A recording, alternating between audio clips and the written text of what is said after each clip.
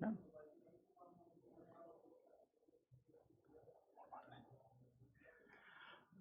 साथियों, नमस्कार। स्वागत है आप सभी का आपके अपने परिवार विद्याकुल पर। मैं अजय आदित्य सर आप सभी का हार्दिक स्वागत, वंदन और अभिनंदन करता हूं। साथ ही आशा और विश्वास करता हूं आप सभी लोग स्वस्थ हैं, बढ़िया हैं, मस्त हैं और आप लोग की पढ़ाई लिखाई भी बहुत ही शानदार चलेगी। दोस्तों, आज का हम लोग का सेशन बेहद इंपॉर्टेंट होने वाला है। जो आज का सेशन है आपके एग्जाम के दृष्टिकोण से बहुत ही शानदार ये साबित होगा, क्योंकि ये जो टॉपिक हम लोग पढ़ने जा रहे हैं बेटा बेहद इंपॉर्टेंट होती है। ये आपके भारत के जो संविधान से संबंधित जो होती है बातें, लोक कल्याणकारी राज्य की स्थापना की जो बातें होती हैं, क्योंकि आपके पॉलिटिकल साइंस 11th क्लास का चैप्टर नंबर 2 जो होता है संविधान में अधिकार, उनमें देखेंगे कि लोक कल्याणकारी राज्य की स्थापना के बारे में बात की जाती है कि लोक कल्याणकारी राज्य क्या होता है, उसकी स्थापना कैसे होती है। तो उसी के संदर्भ में हम लोग बात करेंगे कि लोक कल्याणकारी राज्य क्या है। तो बेटा, लोक कल्याणकारी राज्य की स्थापना के बारे में हम लोग बात करते हैं। उसकी बात भारतीय संविधान में कहां पर की गई है और कैसे की गई है, उसी के बारे में हम लोग को आज चर्चा करनी है। आई होप कि आप लोग समझ गए होंगे हम लोग की टॉपिक क्या है। तो आइए बात करते हैं।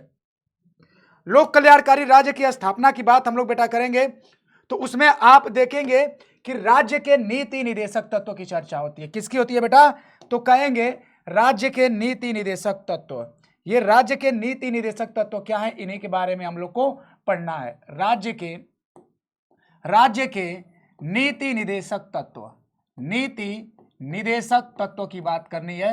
नीति निदेशक तत्व जो है बेटा ये क्या है, इस नीति निदेशक तत्व के बारे में बात हम लोग करते हैं तो इसे इंग्लिश में कहते हैं बेटा directive principle of state policies. क्या कहते हैं? Directive principle of state policy, यानी कि इसे आप शॉर्ट फॉर्म में डीपीएसपी कह सकते हैं। क्या कह सकते हैं बेटा?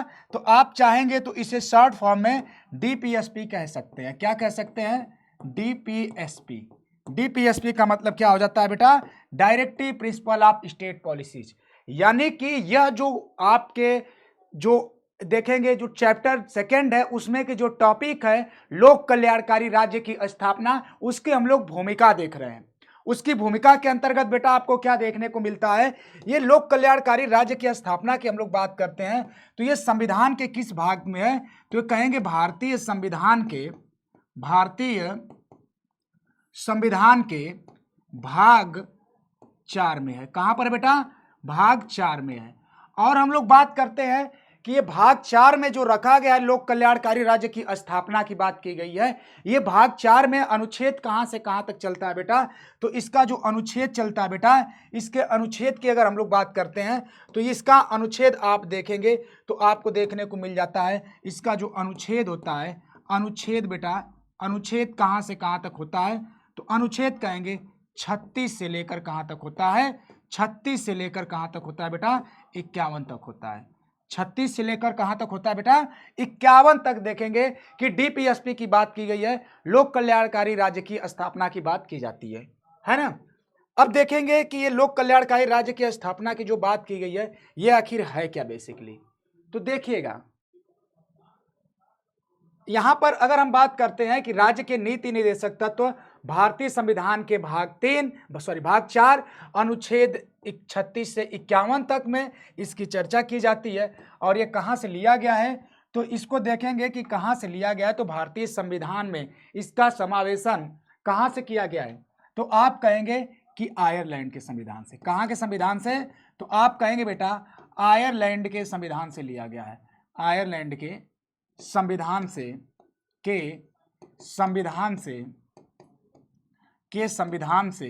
आयरलैंड के संविधान से क्या है? यह प्रेरित है। आयरलैंड के संविधान से यह क्या बेटा?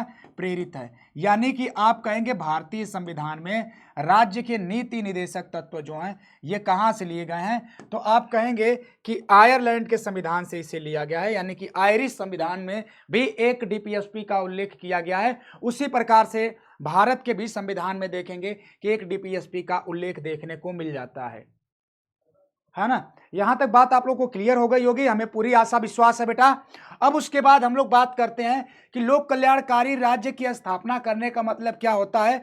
तो इसके उद्देश्य की अगर हम बात करते हैं तो इसका उद्देश्य आखिर क्या है? इसका उद्देश्य क्या है? तो आप कहेंगे बेटा इसका लोक कल्याणकारी राज्य की स्थापना करना है। इसका उद्देश्य क्या है? इसका उद्देश्य कहेंगे, इसका उद्देश्य क्या है भारतीय संविधान में रखे जाने का? तो कहेंगे कि इसको इसलिए रखा गया है भारतीय संविधान में, इसको इसलिए रखा गया है कि लोक कल्याणकारी राज्य की स्थापना की जाए। किस लिए? लोक कल्याणकारी राज्य की, लोक कल्याणकारी राज्य की स्थापना करना। लोक कल्याणकारी राज्य की क्या करना बेटा? लोक कल्याणकारी राज्य की स्थापना करना इसका उद्देश्य होता है कि एक लोक कल्याणकारी राज्य की क्या हो पाए? स्थापना की जा सके। अब लोक कल्याणकारी राज्य की स्थापना कैसे होगी बेटा? तो कहेंगे लोक कल्याणकारी राज्य की स्थापना के लिए सरकार को क्या दिया जाना चाहिए? तो आप कहेंगे कि लोक कल्याणकारी राज्य के लिए सरकार को देखेंगे कुछ महत्वपूर्ण बिंदु का ध्यान देना होगा, कुछ महत्वपूर्ण बातों का ध्यान देना होगा, जिनमें देखते हैं आप यहां पर कहेंगे कि लोक कल्याणकारी राज्य की स्थापना के लिए सरकार यानी क्या करेगी? यानी कि देखेंगे भोजन की व्यवस्था करना पड़ेगा। क्या करेगी? लोक कल्याणकारी राज्य के लिए देखेंगे कि सरकार क्या करेगी? भोजन की व्यवस्था करना। जैसे फिर उसके बाद आवास की बात करते हैं, आवास की बात करना, भोजन, आवास। उसके बाद देखेंगे पेयजल है ना। और क्या चाहिए होगा? शौचालय। और क्या चाहिए होगा? शौचालय। और क्या चाहिए बेटा? और कहेंगे शिक्षा, रोजगार आदि। शिक्षा, रोजगार आदि क्या चाहिए? ये देखेंगे कि सरकार से इसकी अपेक्षा की जाएगी कि लोक कल्याणकारी राज्य की स्थापना के लिए सरकार क्या करेगी? एक लोक कल्याणकारी राज्य के लिए सरकार के पास देखेंगे कि कम से कम इन सारी सुविधाओं का क्या करे? सरकार इन सभी सुविधाओं को जनता तक पहुंच रखे। इसके क्या करे सरकार? तो इन सभी सुविधाओं का क्या करे सरकार? इन सभी सुविधाओं का जनता तक पहुंच, है ना। तो आप कहेंगे कि इन सुविधाओं को जनता तक पहुंचाना सरकार का कार्य होगा, जिससे कि एक लोक कल्याणकारी राज्य की स्थापना हो पाएगी। इन सुविधाओं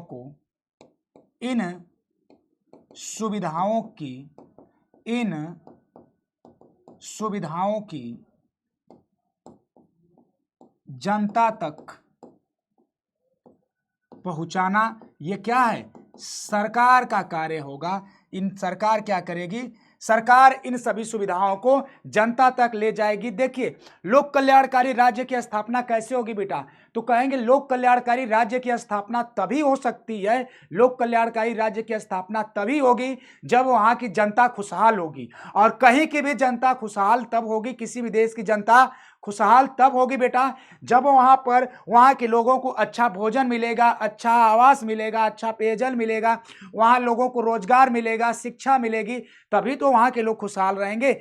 यही बात की गई है, यही स्थापित करने के लिए बात की गई है भारतीय संविधान के भाग 4 में, है ना। यह भाग 4 में कहा गया है कि एक लोक कल्याणकारी राज्य की स्थापना कैसे की जाएगी?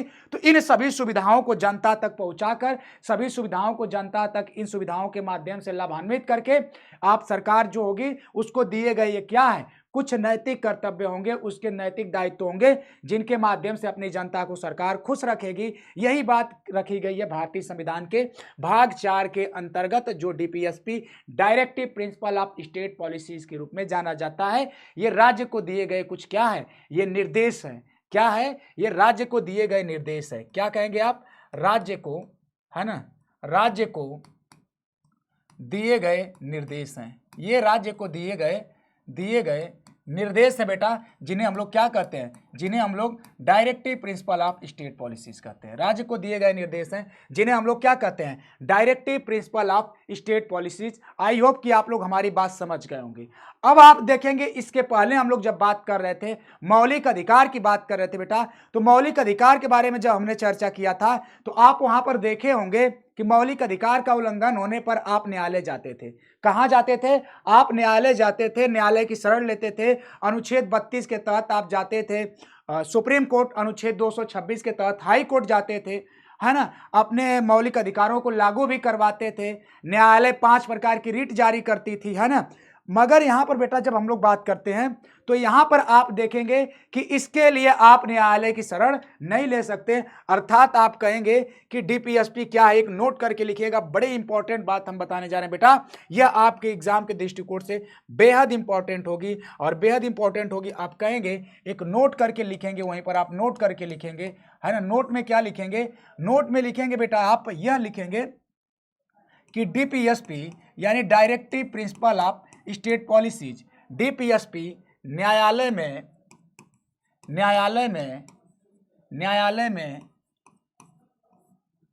वाद योग्य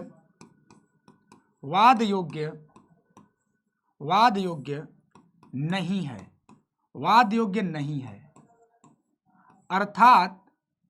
अर्थात आप कह सकते हैं कि ये अवाद योग्य, न्यायालय में न्यायोचित नहीं, ये गैर न्यायोचित है। क्या है, गैर न्यायोचित है, न्यायालय में परिवर्तनीय नहीं है, अप्रवर्तनीय है, अवाद योग्य है। क्या कहेंगे बेटा, आप कह सकते हैं यहां पर इसके बारे में अगर बात करेंगे तो आप यहां पर सीधे तौर पे आप कह सकते हैं कि अर्थात डीपीएसपी अवाद योग्य,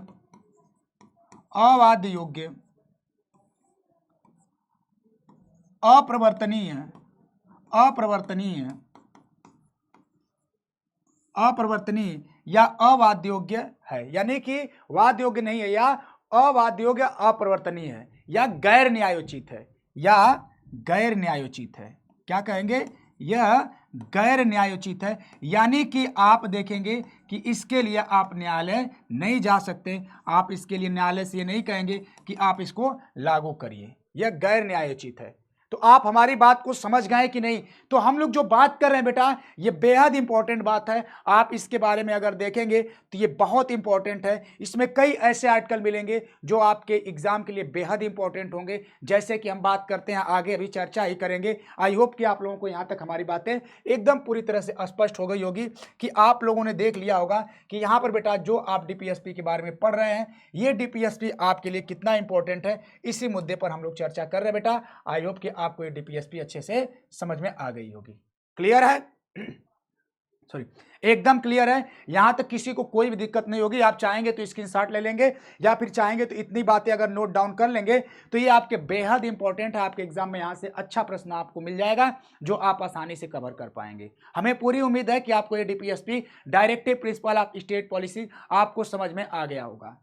ठीक है ना, क्लियर है। ये नोट भी आपके लिए बड़ा इंपॉर्टेंट था, इस नोट को अभी आप नोट डाउन कर लेंगे। आगे चला जाए, यहां तक क्लियर हो गया। आइए आगे अब हम लोग बात करते हैं, इसी के अगले फॉर्मेट की बात करते हैं। तो आइए देखते हैं हम लोग अगली बात क्या है, आगे की बात क्या है बेटा, देख लेते हैं, है ना।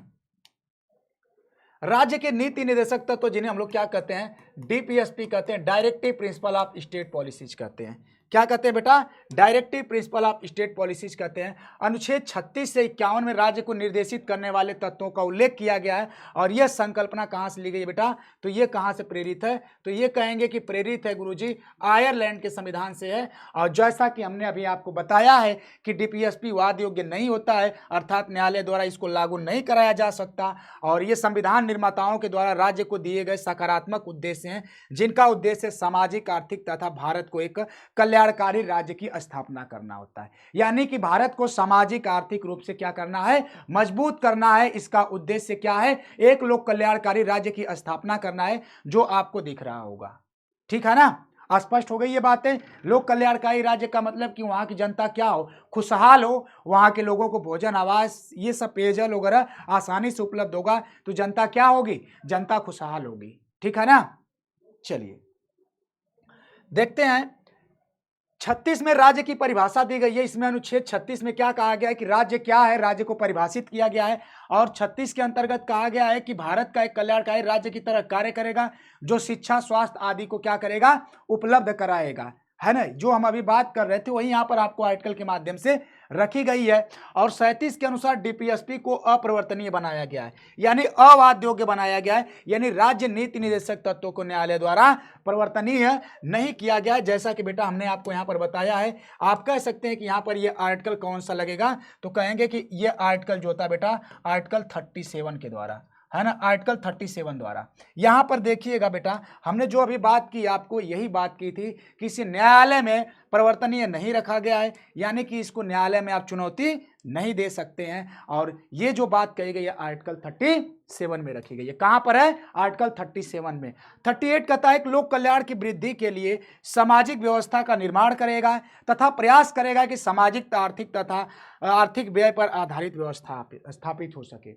यानी कि देखेंगे कि जो व्यवस्था होगी, सामाजिक आर्थिक व्यवस्था जो होगी, ये सबके लिए समान रूप से ये क्या करेगा, एक लोक कल्याणकारी राज्य की स्थापना करेगा, जिसके माध्यम से वहां की जनता क्या होगी, खुशहाल होगी। और एक कल्याणकारी राज्य की क्या हो पाएगी बेटा, एक कल्याणकारी राज्य की अच्छे से स्थापना हो पाएगी। और कल्याणकारी राज्य वही कहा जाएगा जहां की जनता खुशहाल हो। यानी कि ये उद्देश्य जो होगा, ये क्या होगा, ये उद्देश्य जो है बेटा एक लोक कल्याणकारी राज्य के रूप में होगी। यहां पर हम लोग बात कर रहे हैं इसके उद्देश्य की। हमने जब बात किया बेटा आपको, तो आपको पता होगा कि ये राज्य को दिए गए क्या है, राज्य को दिए गए क्या है, राज्य को दिए गए या दिए गए क्या है, दिए गए सकारात्मक क्या है, सकारात्मक निर्देश हैं। कैसे निर्देश हैं बेटा? तो आप कहेंगे कि राज्य को दिए गए सकारात्मक निर्देश हैं। इन्हीं निर्देशों का पालन करके क्या करेगी सरकार, क्या करेगी, अपने जनसंख्या को, अपने राज्य क्षेत्र के लोगों को क्या करेगी, खुशहाल करेगी। यही सारी बातें आपको देखने को मिलती है जो आप यहाँ पर देख पा रहे हैं। हमें पूरी उम्मीद है बेटा, हमें पूरी आशा विश्वास है कि आप लोगों को बातें समझ में आ गई होंगी। आई होप कि आप लोग हमारी बातों से सहमत भी होंगे कि जी गुरुजी, आपकी सारी बातें हम समझ गए, यहां से कोई भी क्वेश्चन आएगा हम आसानी से कर लेंगे। क्लियर है बेटा? चलिए आइए देखते हैं यहां पर आगे हम लोग जब बात करते हैं बेटा, तो यहां तक हम लोग बात हो गई ये लोक कल्याणकारी राज्य आर्टिकल 38। आर्टिकल 39 बड़ा इंपॉर्टेंट है। आप पहले इसके लिए क्या कर लेंगे, इसके लिए आप पहले ही क्या कर लेंगे बेटा, इंपॉर्टेंट लगा लेंगे। क्या लगा लेंगे? इसके लिए सबसे पहले ही आप क्या कर लेंगे, इंपॉर्टेंट लगा लेंगे। बहुत ज्यादा इंपॉर्टेंट है यह। राज्य के द्वारा अनुसरण किए जाने वाले कुछ नीति तत्व हैं, जैसे स्त्री व पुरुष दोनों के लिए क्या करेंगे, रोजी रोटी के लिए, देखिएगा रोजी रोटी के लिए किए जाने वाले कुछ नीति तत्वों की बात जब करते हैं तो रोजी रोटी के लिए पर्याप्त साधन जुटाएगा। यानी राज्य क्या करेगा, अपनी जनता को खुशहाल रखने के लिए, चाहे वो महिला हो चाहे वो पुरुष हो, उनके रोजी रोटी रोजगार के लिए क्या करेगी, व्यवस्था मुहैया कराएगी बेटा। यही बात यहां पर 39 के ए में कही गई है। क्या है ये? 39 का ए है, ठीक है। 39 के बी में कही गई है, देश के संसाधनों का समाज हित में प्रयोग करने का प्रयास करेगा। देश के संसाधन, जैसे कि अगर बात करते हैं, आप कहेंगे कि क्या होता है सर, तो जैसे देखेंगे कि रेलवे हो गई, है ना, रेलवे हो गई, बसें हो गई, ये क्या हो गई, ये सब सरकारी संसाधन है। इनका जनता के हित में प्रयोग किया जाएगा, जिससे कि सभी जनता क्या हो सके, सभी जनता इससे लाभान्वित हो सके। तो ये बात देखेंगे 39 के बी में आपको देखने को मिल जाती है, जो आपका आर्टिकल 39 का बी होता है बेटा। और उत्पादन के साधनों का विकेंद्रीकरण किया जाना चाहिए, जिससे इन साधनों तक आम व्यक्ति की पहुंच हो सके और वह भी उत्पादन में अपनी भागीदारी सुनिश्चित कर सके। देखेंगे कि यहां पर जैसे कि उत्पादन में अपनी भागीदारी सुनिश्चित करने की बात करते हैं, तो अपनी भागीदारी सुनिश्चित जो होती है बेटा, यहां पर भागीदारी देखेंगे ये 39 के सी में होती है। और उसके बाद हम लोग की बेटा अभी क्लास चलेगी, बाकायदा चलेगी, अभी 10 मिनट तक हम लोग लेंगे लेक्चर को, कोई दिक्कत नहीं है ना, अगली क्लास हमारी ही है ना। देखेंगे इसके तहत राज्य प्रत्येक नागरिक को चाहकर वह देखेंगे कि पुरुष स्त्री जो भी हो एक कार्य समान देखेंगे चेतन दिया जाएगा, यानी कि आप कहेंगे सॉरी वेतन दिया जाएगा, यानी कि समान कार्य के लिए समान वेतन दिया जाएगा। समान कार्य के लिए क्या होगा, समान वेतन दिया जाएगा। इसका मतलब आप लोग समझ रहे हैं, स्त्री हो चाहे पुरुष हो, उसके लिए समान कार्य के लिए क्या होगा बेटा, समान कार्य के लिए बेटा समान वेतन दिया जाएगा। यही बात भारतीय संविधान के आर्टिकल जो होता है, यह आर्टिकल 39 का क्लास डी होता है। इसके लिए आप बेटा मोस्ट इंपॉर्टेंट कर लेंगे। इसके लिए क्या करेंगे, ये बेटा आपका मोस्ट इंपॉर्टेंट हो जाता है। क्या हो जाता है, ये मोस्ट इंपॉर्टेंट हो जाता है। अर्थात कहेंगे आर्टिकल 39 का डी, आर्टिकल 39 का डी जो होता है ये क्या कहता है, आर्टिकल 39 का डी जो होता है बेटा, यह आपके लिए क्या कहता है, ये कहता है स्त्री एवं पुरुष, किसके लिए, स्त्री एवं पुरुष, स्त्री एवं पुरुष दोनों के लिए समान कार्य के लिए, समान कार्य के लिए, समान कार्य के लिए, समान कार्य के लिए समान वेतन की बात की जाती है। समान कार्य के लिए समान वेतन की बात की जाती है बेटा। ये देखेंगे बहुत मोस्ट इंपॉर्टेंट है। आपसे पूछा जाएगा कि समान कार्य के लिए समान वेतन का मतलब क्या होता है, तो कहेंगे जैसे हम यहाँ पर मानिए पढ़ा रहे हैं, तो अब कोई यहाँ पर महिला आकर पढ़ाती हैं तो उनको भी उतना ही वेतन मिलना चाहिए जितना हमको मिल रहा है, क्योंकि उनका भी समय उतना जा रहा है, उनकी एनर्जी उतनी जा रही है, उतना ही सब कुछ उनका भी जा रहा है। तो यानी कि अगर यही कार्य अगर पुरुष कर रहा है, वही कार्य अगर कोई स्त्री करती है, तो उनको भी उतना ही वेतन मिलना चाहिए जितना एक पुरुष को मिलता है। यही आर्टिकल 39 का क्लास डी जो होता है मोस्ट इंपॉर्टेंट होता है। इसको आप नोट डाउन जरूर कर लेंगे और ये आपके एग्जाम में 100% पूछा जाता है और पूछा जाएगा, यकीन मानिए इस बात का। ठीक है ना, बहुत इंपॉर्टेंट है ये। देखेंगे स्त्री एवं पुरुष कर्मकारों की अगर बात करते हैं, तो स्त्री एवं पुरुष कर्मकारों के स्वास्थ्य एवं शक्ति का दुरुपयोग न हो, राज्य विधि बनाकर क्या करेगा, राज्य विधि बनाएगा और सुनिश्चित करेगा कि स्त्री और पुरुष जो कर्मकार हैं, जो कार्य करने वाले हैं, उनका देखेंगे मिसयूज ना हो, उनका दुरुपयोग ना हो, उनकी शक्ति बल का जो है दुरुपयोग न किया जाए। इसके लिए सरकार कानून बना के क्या करेगी, कार्य करवाएगी। और जैसे देखेंगे बचपन हो गया या युवा हो गया, इन बचपन में यानी बच्चों को, युवाओं को शोषण से बचाने के लिए क्या करेगी, सरकार कार्य करेगी। सरकार क्या करेगी बेटा, सरकार कार्य करेगी। यानी कि यह एक कानून बनाएगी जिससे कि जो छोटे बच्चे हैं उनका बाल शोषण न हो पाए और बाकी के देखेंगे जो युवा हैं उनका शोषण न हो पाए। इसके लिए सरकार क्या करेगी बेटा, इसके लिए सरकार कार्य करेगी, कानून बनाकर उनको खुशहाल रखने का प्रयास करेगी। यही बातें आपके आर्टिकल 39 में की गई थी। आई होप कि आप लोगों को ये बात बहुत ही अच्छे से समझ में आ गई होगी। बहुत इंपॉर्टेंट है और सबसे ज़्यादा अगर डीपीएससी में कोई आर्टिकल इंपॉर्टेंट है बेटा तो आर्टिकल 40 है। ये आर्टिकल 40 जो है ये क्या कहता है, आर्टिकल 40 जो होता है बेटा ये सबसे इंपॉर्टेंट है। ये कहता है, देखिएगा, अनुच्छेद 40 के अंतर्गत राज्यों को निर्देश दिया गया है कि ये ग्राम पंचायत की क्या करे, स्थापना करें। ग्राम पंचायत की स्थापना की बात बेटा अगर हम करते हैं तो आपको एक टॉपिक हो जाती है पंचायती राज व्यवस्था। जब हम लोग पढ़ते हैं आगे हम पढ़ाएंगे आपको पंचायतों के बारे में, पंचायतों के गठन के बारे में, वह एक अलग टॉपिक हो जाती है। बट यहां पर देखेंगे अनुच्छेद 40 जो है बेटा, ये देखेंगे राज्यों को निर्देश दिया गया है कि वो क्या करें, ग्राम पंचायतों के क्या करें, ये गठन करें। ग्राम पंचायत का मतलब देखिए ये ग्राम पंचायत है, आपको दिख रहा होगा है ना, ये अनुच्छेद 40 के अंतर्गत यानी गांव को खुशहाल रखने की बात की गई है कि गांव को बेहतर बनाने के लिए, गांव को सुदृढ़ बनाने के लिए आर्टिकल देखेंगे 40 कहता है कि नहीं, ग्राम पंचायत के गठन की बात की गई है। यहां पर पूछा जाता है कि अनुच्छेद जो 40 है बेटा ये किससे प्रभावित है, तो कहेंगे कि ये देखेंगे यह अनुच्छेद यानी कि कहेंगे कि अनुच्छेद 40 गांधीवादी, किससे, गांधीवादी विचारधारा से प्रेरित है। किससे प्रेरित है बेटा, तो कहेंगे गांधीवादी विचारधारा से प्रेरित है। गांधीवादी विचारधारा का प्रेरित क्या मतलब होता है, देखिए गांधी जी कहते थे कि भारत की असली आत्मा कहाँ बसती है, भारत की असली आत्मा बेटा गांव में बसती है। ये कथन किसका था, तो कहेंगे कि ये कथन जो होता है गांधी जी का होता है। इसीलिए गांधी जी देखेंगे, गांधी जी का पूरा जोर था कि गांव को बेहतर बनाया जाए, गांव को सुदृढ़ बनाया जाए। इसलिए गांव को सुदृढ़ बनाने के लिए देखेंगे, पंचायतों को सुदृढ़ बनाने के लिए अनुच्छेद 40 में देखेंगे ग्राम पंचायत के गठन की बात की गई है। आई होप कि आप लोग को ये बात समझ में आ जाएगी।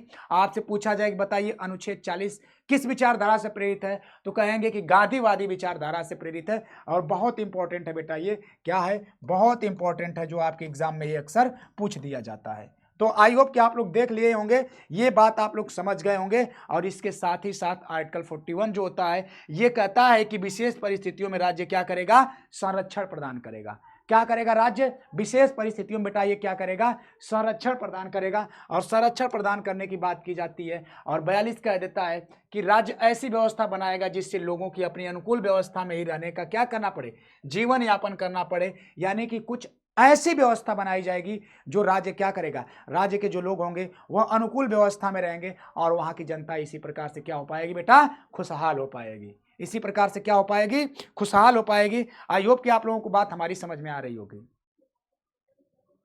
आप लोग समझ रहे हैं कि नहीं आप लोग हमारी बात को, ठीक है ना। चलिए आइए देखते हैं कि आर्टिकल 43 मजदूरों को निर्वाह मजदूरी और कुटीर उद्योगों को बढ़ावा दिया जाना। यानी कि मजदूर जो है उनको जो होगी निर्वाह उनकी मजदूरी दी जाएगी, उनको निर्वाह मजदूरी का मतलब क्या होता है बेटा? उनको निर्वाह मजदूरी का मतलब ये होता है जिनके जितना उनको मजदूरी चाहिए उतना उनको मजदूरी दी जाएगी। और कुटीर उद्योग को क्या किया जाएगा बेटा? कुटीर उद्योग को बढ़ावा जाएगा। और कुटीर उद्योग क्या होते हैं? छोटे धंधे, छोटे धंधे जैसे, छोटे धंधे जैसे हथकरघा हो गया, हथकरघा आप समझ रहे हैं ना, हथकरघा हो गया, या फिर देखेंगे कढ़ाई, बुनाई, ये कार्य जो होता है, मुर्गी पालन, है ना, मुर्गी पालन, पशुपालन, ये क्या हो जाते हैं? ये छोटे धंधे हो जाते हैं। इन सभी की अगर बात करेंगे तो ये क्या हो जाते हैं बेटा? इनका क्या करेगा? कुटीर उद्योग को सरकार क्या करेगी?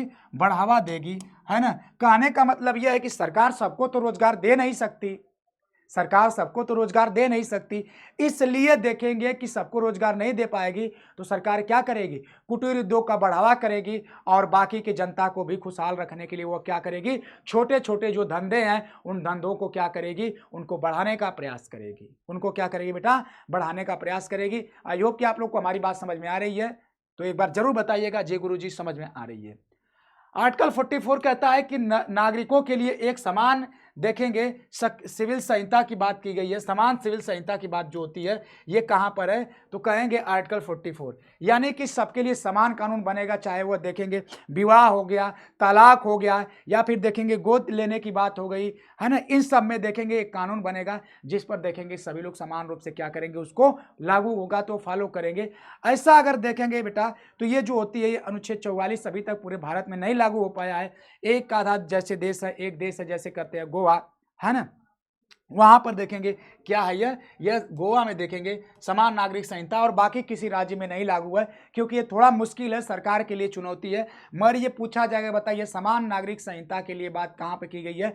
तो कहेंगे अनुच्छेद 44 से लोक कल्याणकारी राज्य की स्थापना में ये बात होती है, ठीक है ना।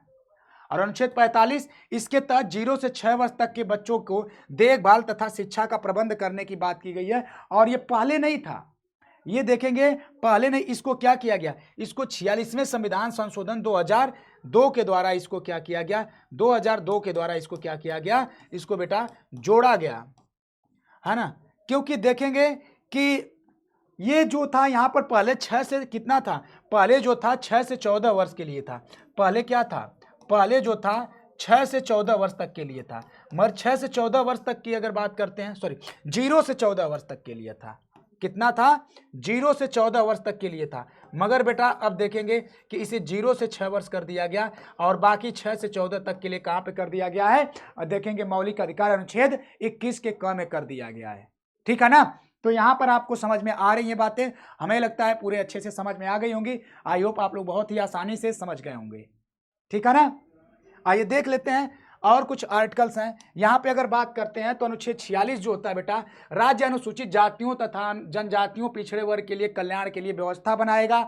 और 47 कहता है राज्य पोषायुक्त आहार उपलब्ध कराएगी तथा नशीली दवाई एवं शराब पर प्रतिबंध लगाने की बात जो होती है कौन से आर्टिकल में है? तो आर्टिकल 47 कहता है जो नशीली दवाएं होती हैं और उसके बाद देखेंगे कि इन दवाओं के साथ साथ जो शराब होती है उसके सेवन के लिए प्रतिबंध लगाने की बात आर्टिकल 47 में कही गई है। इसी पे देखेंगे बिहार में क्या किया गया है? इसको रोक दिया गया है। जबकि देखेंगे कि उत्तर प्रदेश या अन्य राज्यों में ज़्यादातर देखेंगे सरकार को जो रेवेन्यू जनरेट होती है इन्हीं माध्यमों यानी कि शराब के सेवन वाले जो भी रेवेन्यू होता है वहाँ से होता है। यानी कि जो शराब की विक्रेता होती है उससे जो रेवेन्यू जनरेट होता है वहाँ से बहुत पैसा मिलता है। बावजूद भी ये देखेंगे इस पर क्या किया गया है बेटा? प्रतिबंध लगाया गया है आर्टिकल 47 के तहत, ठीक है ना। 48 कहता है कि कृषि एवं पशुपालन की व्यवस्था करना एवं विशेषतः गाय और बछड़े को यानी प्रतिषेध करने के देखेंगे गाय और बछड़े के वध की अगर बात करते हैं, गाय और बछड़े के वध के प्रतिषेध की बात जो होती है बेटा ये भारतीय संविधान के आर्टिकल 48 में कही गई है कि पशुपालन को बढ़ावा दिया जाएगा और खास करके गाय और गाय के जो बछड़े हैं उनका जो वध होता है यानी कि देखेंगे उन पर रोक लगाई जाएगी, ऐसा नहीं किया जाना चाहिए, ये 48 में कह दिया गया है। और उसके साथ ही साथ देखेंगे 48 का क जो होता है और इंपॉर्टेंट होता है। देखेंगे पर्यावरण वन तथा वन्य जीव की रक्षा करना, ये देखेंगे क्या होगा? ये राज्य का कर्तव्य होगा। 48 पहले नहीं जोड़ा गया था, 48 बाद में जोड़ा जाता है और इसे 42वां संविधान संशोधन अधिनियम 1976 के द्वारा जोड़ दिया गया। कब जोड़ दिया गया? 42वां संविधान संशोधन अधिनियम 1976 के द्वारा इसको क्या कर दिया जाता है बेटा? इसको जोड़ दिया जाता है और 48 का क बहुत इंपॉर्टेंट हो जाता है। और 49 कहता है राष्ट्रीय इमारत, स्मारक तथा भवनों की सुरक्षा करना राज्य का दायित्व होगा। जो राष्ट्रीय स्मारक हो गए जैसे लाल किला हो गया, इंडिया गेट हो गया, गेटवे ऑफ इंडिया हो गया, ताजमहल हो गया, इनकी रक्षा करना, संरक्षण करना किसका कार्य होगा? राज्य का कार्य होगा, यानी सरकार इनकी सुरक्षा करेगी। ये बात कही गई है आर्टिकल 49 में। कहां पर? तो आर्टिकल 49 में बेटा, ठीक है। आइए यहां पर देखेंगे अनुच्छेद 50 जो होता है और इंपॉर्टेंट होता है, कहता है कार्यपालिका एवं न्यायपालिका का पृथक्करण। जो कार्यपालिका उसको न्यायपालिका से अलग कर दिया गया है। कहां पर? तो आर्टिकल 49 के 50 के तहत। और 51 में कहा गया है कि भैया जब सब कुछ कर लेंगे तो यहां पर क्या करेंगे? सब कुछ होने के बाद यहां पर क्या होगा बेटा? तो यहां पर कहेंगे अंतरराष्ट्रीय शांति व्यवस्था एवं शांति व्यवस्था और भाईचारा हम लोग बनाए रखेंगे। आई होप कि आप लोगों को हमारी क्लास समझ में आई होगी। तो आपको दिए गए हैं क्या है, ये डीपीएसपी के बारे में हम लोग बात की है। डीपीएसपी क्या है ना, इसका उद्देश्य क्या है, हम लोग इसके उद्देश्य के बारे में बात की है ना, और इसके महत्वपूर्ण जो देखेंगे और इसके जो महत्वपूर्ण अनुच्छेद हैं उनके बारे में हम लोगों ने बात किया है। ठीक है, इसके साथ ही बेटा अगर आपको ये समझ में आ गया होगा तो ये कुछ क्वेश्चंस दिए गए हैं, आप इन क्वेश्चन को जरूर करिएगा और कमेंट सेक्शन में बताइएगा कि इन क्वेश्चंस का आंसर क्या होगा। आपका क्वेश्चन हम कमेंट सेक्शन में देखेंगे, आंसर आपका सही आता है या नहीं, इसी से पता चल पाएगा आपको बात समझ में आई है कि नहीं। इन सभी प्रश्नों को आप एक बार करके जरूर आएंगे। तो आज की हमारी क्लास यहीं तक, अगली मुलाकात फिर किसी नेक्स्ट वीडियो में होगी। तब तक आप लोग स्वस्थ और मस्त रहेंगे। मिलते हैं अगली वीडियो में, तब तक के लिए bye bye, love you all, take care, जय Hind, thank you so much बेटा। Okay.